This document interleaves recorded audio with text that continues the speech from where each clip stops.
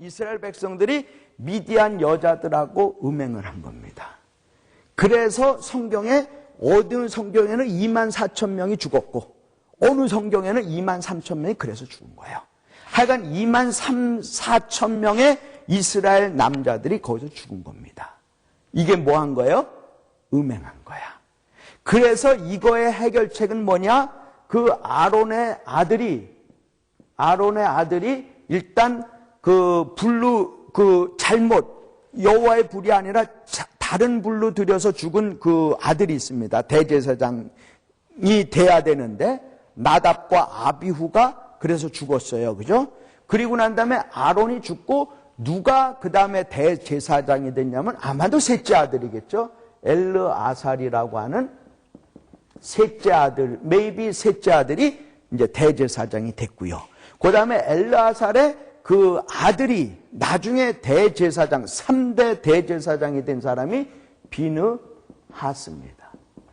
비느하스는, 그러니까 아론은 모세의 동역자다 이렇게 보시고, 그 다음에 엘르아살은 여호수아의 동역자다 이렇게 보시고, 비느하스는 사사 때 특히 역할을 많이 했다 이렇게 보세요. 대략적으로. 그렇게 보시면 비느하스가 이때만 해도 젊잖아요. 그죠?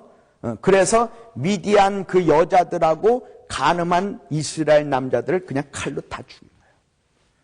그래서 쫓아가고 발람을 죽인 거예요.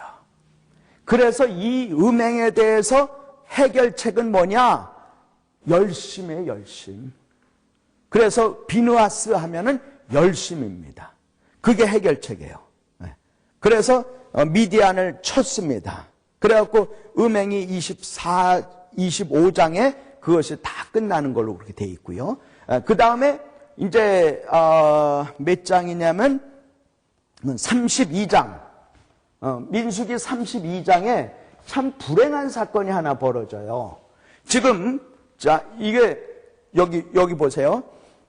특히 이쪽 요단강을 중심으로 해서 서쪽은 그야말로 가나안 땅 아니에요. 아주 본토백이 아니에요. 그죠? 여기는 주로 나중에 우리 성경에 나오지만 산하고 계곡이 많습니다. 골짜기가 많아요. 그리고 농업이 잘 안 됩니다. 그런데 요단강 건너면요. 참 옥토예요. 그래서 이것 때문에 나중에 아람하고 아수르하고 막 전쟁이 벌어져요. 옥토 때문에. 근데 딱 보니까 이제 여기도 다 선멸했잖아요. 그죠? 미디안도 다 이렇게 선멸했잖아요. 그러니까 이거 완전히 우리 땅이란 말이에요. 그래갖고 루벤은 그 야곱의 첫 번째 아들입니다. 그 다음에 야곱의 7번째 아들인 갓하고 딱 보니까 야, 이 땅이 너무너무 좋아. 그래서 둘이 딱 작당을 해갖고 모세한테 가서 그런 겁니다. 32장에 보니까, 민수기 32장에 보니까, 모세요, 우리가 이거 보니까 여기가 너무 땅이 좋아. 그래서 우리는 요단강 건너가지 않고 여기서 잘 먹고 잘 살 테니까 우리 땅 좀 주시오. 그런 거예요. 그때 모세가 깜짝 놀란 거 아니야. 야, 너희들 가데스 바네아 이 사건 몰랐냐? 너희들만 여기서 그냥 먹고 살려고 그래? 안 돼! 막 이런 거예요. 그래갖고 모세가 야, 너희들 안 돼. 그래서 이제 어떠한 딜이 벌어졌냐면 이스라엘 총회가 이제 열린 겁니다. 그래서 야, 그러면 모세가 결정한 거예요. 그래, 그러면 너희들 여기 땅 해. 단 조건이 있어. 너희들 중에서 전쟁에 나갈 사람들 최전방으로 나가. 그래서 강을 건너가고 하고 여기서 전쟁이 다 끝나고 나면 여기는 처자하고 너희 가축은 다 남겨놓고 집 다 남겨놓고 있어. 그리고 난 다음에 전쟁이 다 끝나면 다시 돌아와. 그런 거예요. 그랬더니 루벤하고 갓지파가 그거 괜찮거든. 그래서 자기 처자하고 가축하고 집을 다 여기다 져놓고 이제 넘어가는데 아마도 제 생각입니다. 모세가 보기에 이 르벤하고 갓의 지경이 여기인데 르벤이 여기고 갓이 여기입니다. 근데 가만히 보니까 예언성으로 보기에 모세가 얘네들 극히 이기주의자들 금방 죽을 것 같아. 금방 멸망할 것 같아. 그래서 모세가 여기에다가 반지파를 줬습니다. 해프라는 얘기예요.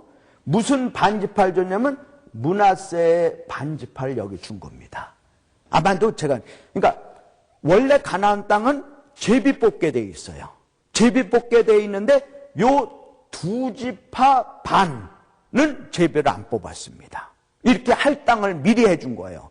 그리고 12지파 중에서 2지파 반은 이렇게 미리 할 땅이 된 거고 나머지 9지파 반이 요단강 서쪽에서 제비를 뽑은 거예요.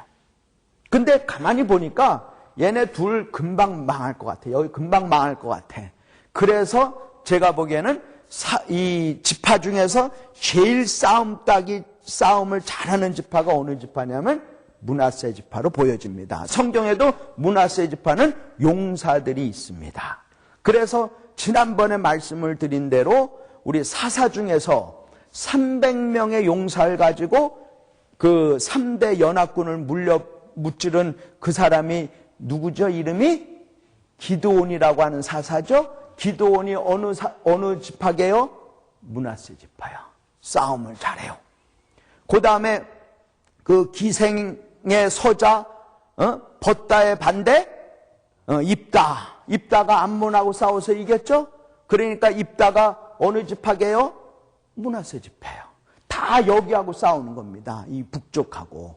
그래서 아마도 이 므낫세 반지파가 싸움을 잘하니까 그래도 야 르벤 좀 므낫세야 네가 좀 보호 좀 해줘라 해서 아마도 므낫세 반지파가 여기에 할당이 된 것 같아요. 이게 갑자기 나왔습니다. 이거는 성경에 보면 32장에. 그럼 엔초에는 갓지파하고 르벤 지파가 아주 작당을 해갖고 모세한테 딱 그렇게 얘기했는데 그랬어요. 그러니까 성경에는요 갓지파하고 르벤 지파에 잘난 사람이 하나도 없어요. 그리고 갓하고 르벤하고 이 므낫세 반지파가요 열왕기 하에 보면은 싸워서 전쟁에서 제일 먼저 멸망한 족속이 2지파 반이에요. 그러니까 교회에서는 뭐가 되느냐면 극도의 이기주의자들, 나만 잘 되고 나만 잘 먹겠다 하는 그 이기주의자는요 교회에서 안 된다는 얘기입니다. 이 2지파 반을 볼 때 그런 우리가 결론에 맺을 수가 있는 것 같아요. 그래서 그 2지파 반 얘기가 우리 민수기 32장 그 5번 욕심해갖고 그 중에서 두 번째 줄 이렇게 나와 있습니다. 그렇게 돼 있고요.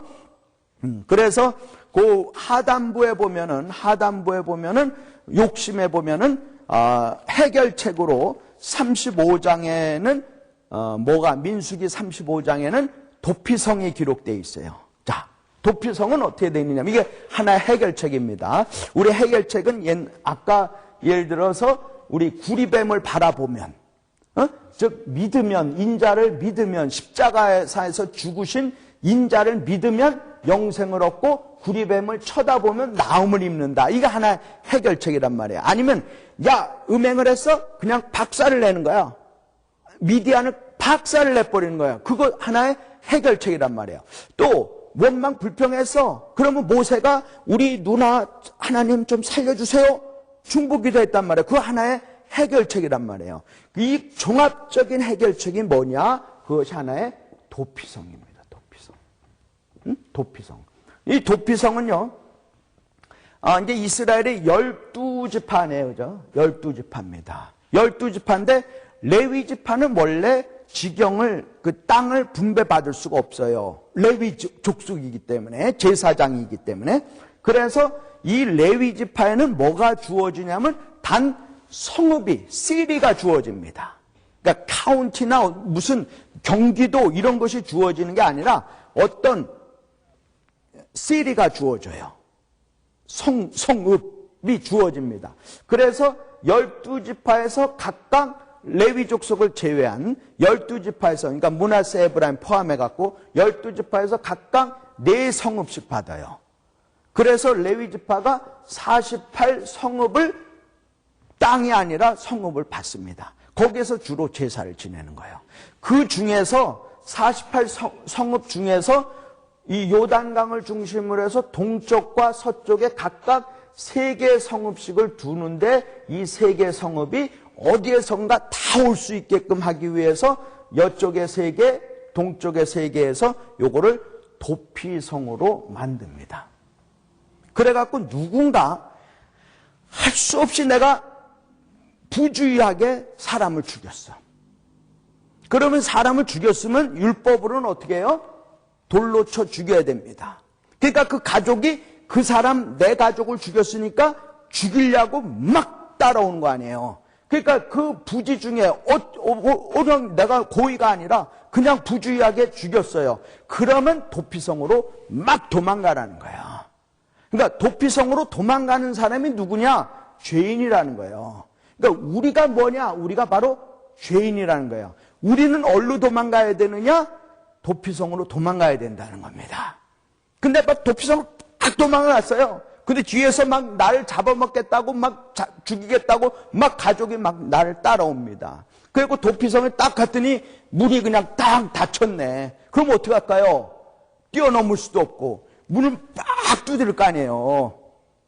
막 두드리고 나 사람 살려 막 이럴 거 아니에요. 그러면 거기에서 문이 열립니다.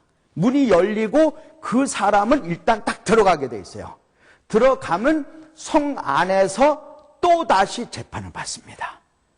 그때 재판장, 제사장이, 그 지역의 제사장이 그걸 판결을 해요. 아, 이 사람은 부주의하게 죽였구나. 부지 중에 죽였구나. 그러면 문 딱 닫게 합니다. 그리고 그 사람들이 거기 못 오게 해요. 성 안에 못 들어오게 합니다. 그래서 그 성 안에서만 살 수가 있어요. 그것이 바로 도피성이에요. 근데 이 도피성에 있는 그 죄인이, 살인자가 언제 나올 수 있느냐면 그 지역에, 그 가나안 전체 땅에 대제사장이 한 분이잖아요. 그 대제사장이 죽으면 이 사람이 비로소 도피성에서 나올 수가 있는데, 그때는 나오면 그 가족이 그 사람을 죽이지를 못합니다. 그 얘기는 뭐냐? 도피성이 바로 예수 그리스도라는 거예요. 예수 그리스도. 그러니까 막 우리가 예수 그리스도 앞으로 막 나오고 문을 두드리란 말이에요. 그러면 예수는 문을 열어주신다는 거예요. 그래, 그럼 내가 보호해주마. 문 딱 닫는다는 겁니다. 그리고 난 다음에 그 대제사장이, 즉 예수님이 십자가에서 못 박혀 죽으시니까 우리의 모든 죄를 다 감당하고 죽으셨기 때문에 그분이 부활의 첫 열매가 되고 우리가 그 다음 부활이 되는 거 아니에요. 그러니까 우리가 다시 죄와 사망의 법으로부터 이제 탈취할 수 있는 그런 역사가 이루어진다는 겁니다. 그러니까 도피성이 결국은 해결책이야. 도피성이 뭐냐? 예수 그리스도의 품 안이라는 겁니다. 그렇기 때문에 수고하고 무거운 짐 지는 자들아 다 내게로 오라. 하나님은 오늘도 우리를 초청하고 계시는 거죠. 그러니까 해결책은 예수밖에 없습니다. 우리가 기도하는 것밖에 없어요. 그분한테 나오는 것이 유일한 해결책이에요. 다른 인간적으로 내가 이렇게 있다 저렇게 있다, 그게 해결책이라는 게 절대로 아니라는 겁니다. 그러나 그 과정은 분명히 있다는 거예요. 그러니까 그 과정을 우리가 알고, 아, 해결책이 뭐다 하는 것을 알고 그걸 본보기로 삼아서 해결책 안에 우리가 될 수 있도록 빨리 안착을 하라고 민수기가 쓰여졌다는 겁니다. 그리고 참 우리가 조금 현대 교회에 어떤 면에서 침을 하나 딱 때리는 거나 마찬가지 그 사건이 발람의 사건이에요. 성경에 물론 도피성 얘기도 여기저기 가끔 있습니다. 그런데 이 불행한 사건 중에서 하나가 발람의 그 사건을 여기저기서 말씀하고 있거든요. 그래서 거기 보면은 우리 맨 밑에서 7번째 줄 보면 이 발람에 대한 부정적 평가 이랬습니다. 그죠? 발람에 대한 이 발람이 아까 무슨 적인지 알았죠? 그죠? 발락의 그 꼬임에 빠져서 돈만 딱 먹고 그 다음에 그냥 저주를 하려고 그랬더니 하나님께서 축복하라고 해서 축복했고, 그 다음에 싹 바알볼로 도망가다가 아마도 발락한테 인포메이션 하나 딱 줬더니 그걸로 인해서 이스라엘 백성들이 음행을 해갖고 2만 3,4천 명이 죽었습니다. 그 사건이에요. 그래갖고 그거를 신약에서 혹은 구약에서 부정적인 평가를 많이 했습니다. 예를 들어서 두 번째 보면 발람에 대한 부정적 평가 그랬죠? 민수기 31장 16절에 보면 바알 부올 그 사건, 그 음행의 사건은 뭐냐면 발람의 꾀라고 그랬어요. 꾀. 그러니까 아마 꾀니까 뭐일까요? 그 인포메이션을 딱 주었을 가능성이 있다는 거죠. 그 다음에 베드로 후서 2장 14절 15절에는 그 앞에 이렇게 기록이 되어 있는 건 저건 아주 미친 행동이다 그렇게 되어 있고요. 나중에 그 베드로 후서 2장 찾아보세요. 미친 행동이고 그 받은 그 싹이 이 프로핏이 불의한 거다 이렇게 되어 있어요. 그러니까 우리가 어디에다가 도네이션을 해 구제를 하려고 그래. 그런데 그 단체가 불의한 곳이야. 그러면 줘도 될까요? 안 줘도 될까요? 안 줘도 상관없다는 거야. 불의한 곳에는 주지 말라는 겁니다. 미안하지만. 그러니까 그것이 불의의 싹이란 말이죠. 베드로 후서에는 2장 14절 15절에는 그 불의한 놈이다 이 얘기예요. 그 다음에 우리 유다서 1장 11절에 보나 그 다음에 계시록 2장 14절에 보거나 그 다음에 르헤미야 13장 2절에 보면은 이게 어떤 사건이냐면요. 그 르헤미야 13장 2절 사건은 그 도비아라고 하는 놈이 있습니다. 제가 놈해서 미안하지만 나이는 많지만 놈이라고 붙여도 상관없어요. 이 도비아라고 하는 놈은 3명이서 작당을 해갖고 르헤미야가 포로에서 3차 포로에서 귀환을 했습니다. 그죠? 3차 포로에 귀환해갖고 이 르헤미야가 뭐를 하느냐면 성벽하고 성문을 재건 보수하거든요. 그런데 3명이 작당을 해갖고 아주 르헤미야가 하는 일을 그렇게 딴지 걸고 막 못하게 한 겁니다. 그런데 나중에 르헤미야가 보니까 이 사람한테 큰 방을 하나 내준 거야. 그렇게 딴지건 이 도비아한테요, 지가 돈 조금 냈다고 그래서 이스라엘 사람들이 이 사람한테 성전에 큰 방을 하나 준 거야. 이런 사건입니다. 그거하고 이 지금 발람하고 똑같다는 거야. 르헤미야가 보기에는. 그러니까 이게 뭐냐면요, 지금 우리 현대교회가 재정이 돈이 많이 헌금을 한 사람한테 목회자가 자꾸 끌려다니는 경우가 있어요. 미국에는요, 차를 가지고 드라이브 해갖고 교회에 오잖아요. 근데 제가 무슨 차냐면 저는 10년이 넘은 차예요. 붕붕붕붕붕 합니다. 물론 혼다 시빅이기는 하지만, 그런데 제 차가 딱 오면요, 이렇게 본 척도 안 하는 것 같아. 근데 까만 거, 뭐라고 하는 그 차가 딱 까만 게 쫙 스무스하게 오잖아요. 그러면 제일 좋은 데다 파킹 딱 하는 거예요. 이게 지금 교회가 잘못하면 재정에 노란합니다. 교회끼리 사고 파는 경우도 있다고 그럽니다. 그 다음에 대물림도 한다고 그럽니다. 사고 팔 때 보면은 장로님 1인당 곱하기 얼마, 성도 1인당 곱하기 얼마, 다 그렇다는 얘기는 아니에요. 아주 극히 몰직한 교회에서 사고 판다고 그래요. 그리고 교회 내에서 그냥 막 지지고 싸우고 말이죠. 이런 일들이 있다는 거예요. 근데 도비아나 혹은 발람이 전부 돈하고 연관됐다는 거예요. 교회는 돈으로 운영되는 것이 결코 아닙니다. 그래서 아마도 그런 면에서는 발람에 대한 평가가 상당히 부정적으로 나온 거예요. 그런데 비교적 조금이라도 온건한 평가가 있는데 이 여호수아 24장 10절에 보면 그래도 이제 여호수아는 그 사건을 본 거 아니에요? 이 발람은 발락하고는 틀리다. 그렇게 본 겁니다. 발람은 발락하고 틀리다. 그리고 발람이 사실상 이스라엘 백성들을 저주한 건 아니잖아. 하나님이 개입하셔갖고 축복을 해줬잖아.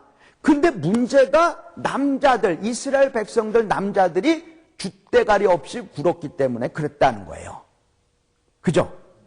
그러니까 가장 가까이서 봤던 여호수아는 그래도 발람이 이스라엘 백성을 축복은 해줬는데 문제는 그 축복을 받고 난 다음에 이스라엘 백성들이 야 이제 됐다. 내가 축복 받았다. 야 이제 내가 응답 받았어. 야 내가 다 됐어. 섰다고 하니까 망하게 되는 거예요. 오히려 그게 더 무섭다는 거예요. 그러니까 내가 축복 받았어. 그러면요 곧바로 뭐냐면 시험에 들을 가능성이 있다는 겁니다. 그러니까 어떤 면에서는 축복하는 것이 내한테는 복이 될 수가 있지만 그것이 영구히 복이 안 될 수도 있다는 겁니다. 그러니까 약간의 긍정적인 반응은 있지만 그렇지 않을 수도 있다는 거예요. 그러니까 우리가 이 세상의 축복, 이 세상의 것으로 기준으로 해서 축복, 저주를 가리지 말라 이 말이에요. 우리는 영적으로 사는 사람이니까 영으로 살라 이 말이에요. 그러니까 6월절에 양 고기는 머리부터 발끝까지 다 먹으라는 겁니다. 급하게 먹으라는 거예요. 그리고 늘 내 마음속엔 십자가 보혈로 가득 차라는 거예요. 그리고 우리가 사는 거는 온전히 믿음으로 살라는 거예요. 그러면 모든 것을 하나님이 더해 주신다 하는 것을 믿고 사는 우리가 된다 이 말이에요. 그래서 우리 민수기의 기록 목적은 우리 올바른 교회의 롤 모델이다. 하나님은 다수를 기뻐하지 아니하셨고 그들은 광야에서 악을 즐겨했고 이 모든 잘못된 실패는 말세 성도들에게 깨우치려고 하고 본보기로 주셔서 그러나 결국에는 피할 길 예수 그리스도를 우리에게 주신다라고 하는 것이다.